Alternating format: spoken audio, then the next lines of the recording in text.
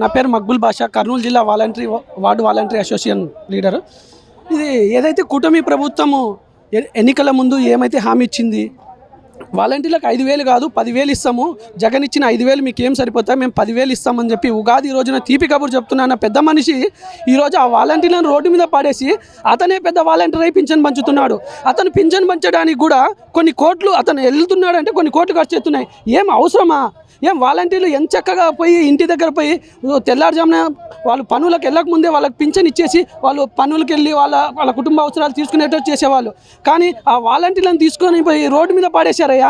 పవన్ కళ్యాణ్ గారు ఎక్కడున్నారు? ప్రశ్నిస్తా అన్న పవన్ కళ్యాణ్ గారు, నేను ఆడబిడ్డలకు అన్యాయం చేస్తే ప్రశ్నిస్తాను, నేను ఇంకా 5,000 వస్తే ఇంకా 5,000 జోబ్తో వేసి నేను ఇస్తానన్న వ్యక్తి పవన్ కళ్యాణ్ గారు. మరి ఈరోజు ఇంతమంది ఆడబిడ్డలైన వాలంటీర్లు అందరూ రోడ్డు మీద పడ్డారు కదా, మరి ఎక్కడ ఉన్నారయ్యా మీరు? ఏం నిద్రపోతున్నారా? విదేశాలకు అంతంత ఖర్చు పెట్టుకొని పోతున్నావు కదయ్యా. మరి వాలంటీర్లకు మీ ఖర్చులో ఎంత కొంత జీతం ఇస్తే పనిచేస్తారు కదా వాలంటీర్లు.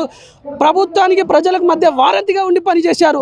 ఏ చిన్న అప్లికేషన్ ప్రజలు వాళ్ళు ఇబ్బంది పడకూడదని ఉద్దేశంతో గత ప్రభుత్వం తీసుకొని వచ్చి పథకాలను వాళ్ళ ఇంటికి సంక్షేమాన్ని చేర్చేటట్టు చేసింది. కానీ మీరు ఈరోజు ఏదైనా పథకాన్ని ఇంటికి చేస్తున్నారా? అన్నీ మీ వాళ్ళ కార్యకర్తలకు, మీ లీడర్లకు, మీ ఎమ్మెల్యేలకు దోచిపెడుతున్నారు. ఇది ఎంతవరకు న్యాయమని చెప్తున్నా.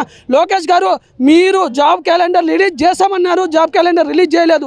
నిరుద్యోగ భృతి కూడా ఇవ్వట్లేదు. చాలామంది యువత చదువుకొని ఉన్నారు, ఈరోజు ఉద్యోగాలు లేవు, రోడ్డు మీద పడ్డారు. కనీసం వాళ్ళకు అప్లికేషన్ ఫిలప్ చేసుకోవాలన్న డబ్బులు కూడా లేవు. కానీ ఆలోచించండి, ఈరోజు మీరు ఉద్యోగాలు పొందారు మా వల్ల, కానీ మా ఉద్యోగాలు తీసేశారు. ఇట్లనే కొనసాగిస్తే రేపు మీ తండ్రి కొడుకుల ఉద్యోగాలు, మీ దత్తపుత్రుడు ఉద్యోగాలు కూడా పోతాయి. ఖచ్చితంగా ఈ వాలంటీర్ల ఉసురు తగులుతుందని చెప్పేసి మేము ఈ సభాముఖంగా అందరికీ తెలియజేస్తున్నాము.